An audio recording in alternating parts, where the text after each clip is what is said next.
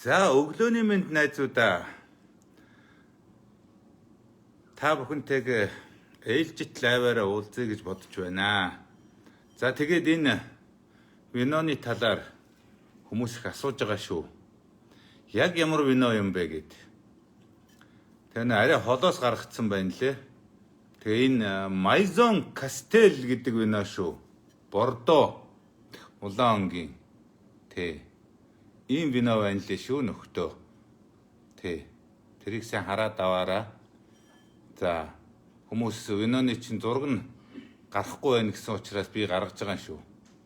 За тэгээд нэмж хэлэхэд залуучуудаа, монголчуудаа соёлтой хэрэглээ. Тохируулж хэрэглэх. Энэ маш чухал шүү. Вино пив бол баг зэрэг бас тохируулж хэрэглэх юм бол биеийн сайн гэж байгаа. Тийм учраас би энийг яриад байгаа юм шүү. За ингээд дараагийн бас нэг юмд орё. Бас хүмүүс зөндөө асууж байсан. Нөгөө шарсан гуй одоо яг яаж хийдэг жороо өгөөч гэдэг юм лээ. Өнөөдөр дэлгүүрээр би бас шарсан гуй худалдаж авах гэж явлаа. Бүр дууссан байна. Шарсан гуй гадуур одоо шарсан гуйг нэ хоньны гуй гадуур олдгоо байсан байх шүү. Дэлгүүрүүдэд байхгүй байна. Бүр хэд хэдэн дэлгүүрээр яваад тэгээ үрсүүлдээ тэр том захуудаар яваад нөө их 80 энтрээр орлоо. Байхгүй байх шүү. За тэгээд энэ ямар ч байсан нэг гуй надад байна. Тэгэд энэ дээр би нэг зүйл хэлэх ёстой. Энэ шарсан гуй хийхдээ эхлээ цаахан цэвэрлж янзлаад одоо тэр хальс малс өөх мөөх нь бол авчих хэрэгтэй. Дараа нь шардын шүү. Шардын байна лээ. Одоо тосон шарна. Гадна талын одоо шар болтол шарын шүү. Гадна талын гоё шаржигддаг шар гэдэг шиг гадна талын тойруулаад шар болтол тосонд халуун тосонд тэг буцалсан тосонд шараад авах ёстой байхгүй юу? Тэгэхгүй бол гоё амттай болохгүй. Тэгэхгүй бол бас энэ ялцгар тийм болчихно шүү. Тийм учраас гадна талын маш сайн шаржиж дараа нь духовкондо хийх ёстой юм байна лээ шүү. Би тэрийг өчигдөр хэлэхээ мартсан байна лээ. За нөгөө талаар заавалчгүй бүр болгох гээд хэрэггүй юм байна лээ шүү. Германууд бол баг зэргийн шүүрхий одоо дотроо тийм ягавтар байхад бол хамгийн гоё гэдгийм байна лээ шүү. Ер нь жаахан шүүстэй ягавтар тийм байх нь гүн дотроо бол тийм байх нь зөв юм байна лээ шүү. За ингээд та бүхэн минь энэ шарсан гуйг одоо их гоё сайхан хийгээд Монголын нэг сайхан брэнд хоол болгороо бас залуучуудыг би нэр бодож олооч гэж хэлмээр байна. Энд гоё нэр өгөхийнсэн. Та тийм юм захиал яг шарсан гуйгээ тэгчихгүй одоо юу гэж гэдгийг нэг сайхан нэр өгчүүл тэр нэрийг чинь би бас зарлаад өгмөр байна шүү. Тэ. За тэгээд одоо бас санаа бодлоо хэлнэ. Он гараад юу байна? Нөгөө хөл хориогоо цуцлах байх гэж би найдаж байна. Тэ. Одоо цуцламаар байна. Одоо тэдэн хүн эдэн хүнд гарлаа барьлаа гэл ингээл нэг ханиач шиг юм дарлуулаад айгаал сууцгааж ах юм. Энэ бол яг бас цэвэр хувь хүний хариуцлагын асуудал шүү дээ. Намайг одоо юунд Таиландд хөл хорионд байхад тэнд өдөрт бас 70 80 100 муу гэж гарч ил байсан. Гэхдээ тэглээгээд одоо ингээ хамаг юмыг бас хорж байгаагүй шүү дээ.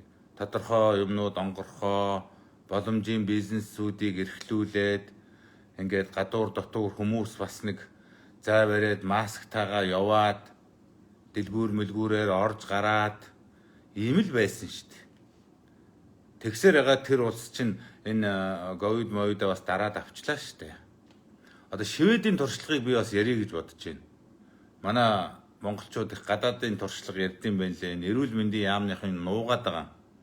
Швед улс бол 10 сая хүнтэй. Энэ улсад бол хөл хорио ерөөсөө тогтоогоогүй. Анханасаа тогтоогоогүй юм.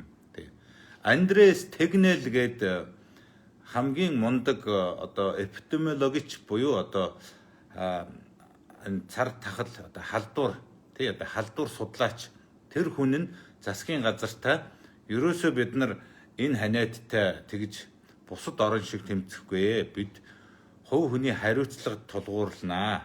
Хувь хүмүүстэй одоо мэдээлэл сайн өгнө. Ингээ ард иргэд маань зайгаа бариад маска зүүгээд ингээд явах юм бол болно гэсэн.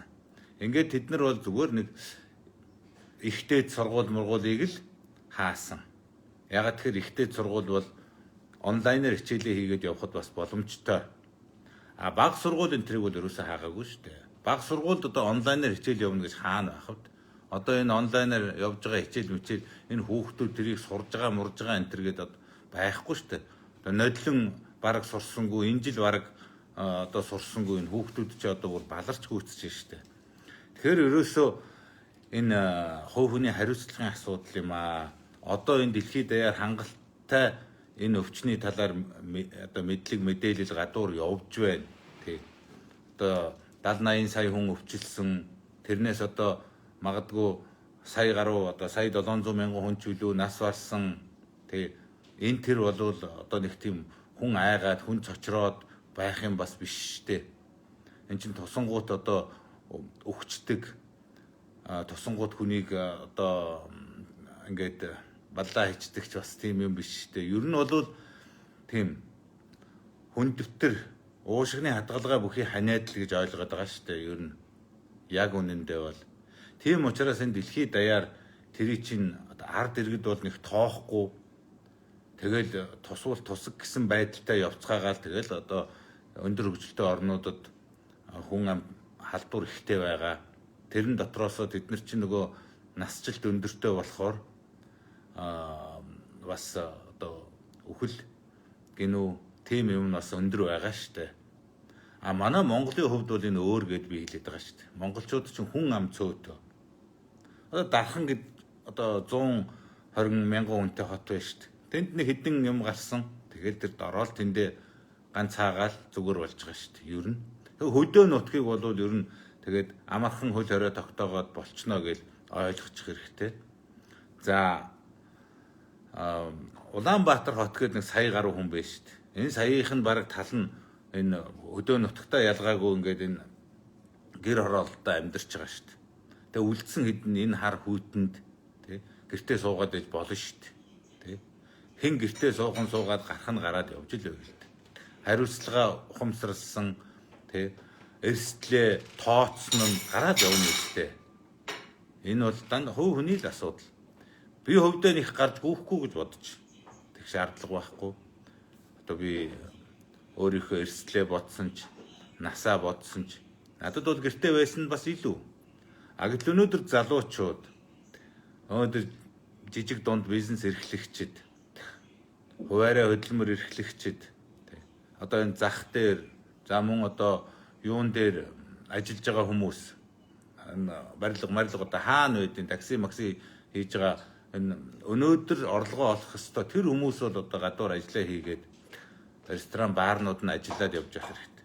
Би бол юу гэдгийг заавалчгүй одоо шөнийн клубүүд энэ төр ажиллаад энэ олон хүн бужигнаад ууж идээд ингээд байх нь өдний үед бол нэг тийм сайн биш байх гэж бодож байна.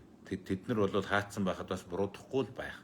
За зүгээр үсчин альсгүй бол одоо энэ халуун усны газар за тэгэл одоо энэ гоо сайхан байхангүй энэ тэгэл тэр хүмүүс чинь тэндээ ажиллаад яваад иж болно үсттэй.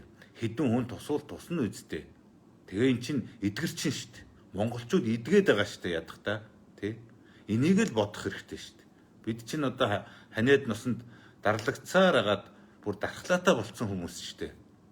Эн чинь манай одоо урдаа барих зэвсэг шүү дээ. Гэтэл бид нар чинь юу болж байна? Хамаг одоо бизнес орлого бүх юм хаагаад хөл хорио одоо тогтоогоод тэгээ дээр нэмээд бүр яагаачгүй байхад гадаадд байгаа монголчуудаа тэнд авчид гацаац дандаа буруу бодлого явуулаад байна шүү дээ. гадаад байгаа хүмүүс чинь одоо ямар гин буруу хийсэн гэж их нутагта орон гэртээ очиж чадахгүй байгаа юм бэ. Энэ минь чи одоо буруу бодлогын үр дүн биз дээ. Дотооддоо энэ монголчууд чинь бас ингээл нэг мал шиг ингээд хашуулаад суугаад байна гэдэг чинь буруу шүү дээ. Тэ? Аливаа нэгэн зүйлд хүрэхийн тулд заавалчгүй одоо юу гэдгийг ямар нэгэн хохирч шаарддаг шүү дээ. Ер нь хүн өөрийнхөө биеийг зовоохгүй бол юунд ч хүрдэггүй гэдэг нэг сайхан үг байдаг шүү дээ. No pain, no gain гэд. Яг тэрнтэй адил энэ аливаа юм чинь заавалчгүй өөрсдийн нэг тийм юм шаарддаг байхгүй. Хохирол, хувьсгал нөгөө нэг цус орсгадаг гэдэг шиг. Бид бол үнэхээр одоо зоригтой шийдвэр гаргаж зоригтой явах хэрэгтэй. Хувь хүний өөрийн хариуцлагын асуудлыг ойлгох хэрэгтэй. Би түрүү Шведийн жишээг дурдсан шүү дээ. Швед бол Скандинавын бусад орнуудтайгаа харьцахад одоо нас барсан хүний тоогоор 2-3 дахин илүү. Тэ. Тэгэхдээ Швед бол хамгийн чөлөөтэй одоо тэнд бизнес эрхлэгчид хүмүүс чөлөөтэй явж байгаа. Шведэд бол та нар одоо нийтийн тээврээр явахдаа амны одоо маск зүүгээрээ гэдэг зөвлөмж өгж байгаа шүү дээ. Ер нь ард иргэдтэй тийм л зөвлөмж өгж байгаа. Тэгээд миний ойлгосноор ихтэй сургуулиудыг анх бол хааж исэн одоо хэвээрээ байгаа бах. За ресторануудад жаахан зай бариад сууж байгаа болов уу? За ингээд ард түмнээс нь асуулга асуусан байна. Энэ Швед улсын маань бодлого зөв үү гэж. Засгийн газрын бодлого зөв үү гэхэд ард түмнийх нь 80% нь зөвөө. Ингээд цөмөөрөө амьдарч бай.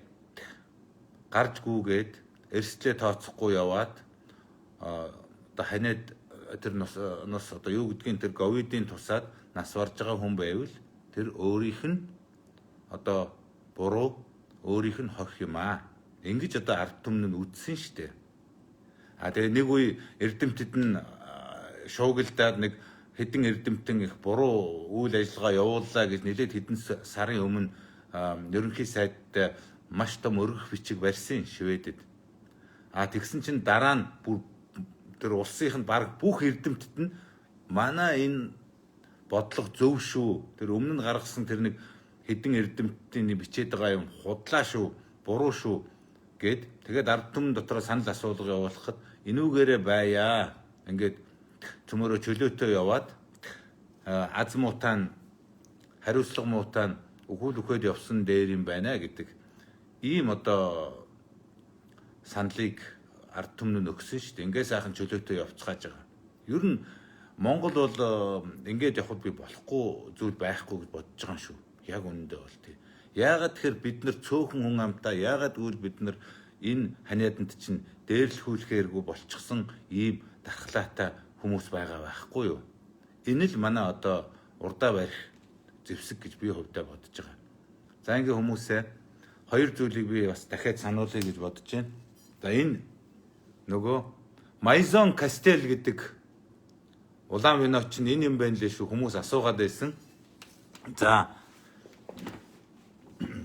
хоньны гой гадуур дууссан байсан. Надад нэг байна. За би өнөөдөр хөөцөлдөж явж олж авлаа. Тэгээд хоньны гуя шарахта одоо нөгөө ховконд хийхийнхээ өмнө заавал бүх талын гой шар болтол одоо тосонд халуун тосонд буцалсан тосонд одоо шарж авах ёстой юм шүү. Тэгэхгүй бол эн чинь тийм гоё болохгүй шүү нөхдөө. За ингээд энд гоё нэр өгөөрөө шарсан гоёны энэ хоолыг юу гэд нэрлэмээр вэ? Тийм гоё нэр өгөх юм бол төмөрөө энийг Монголын бас брэнд болгоё. Баярлалаа. Өдрийг сайхан өнгөрүүлээрэй.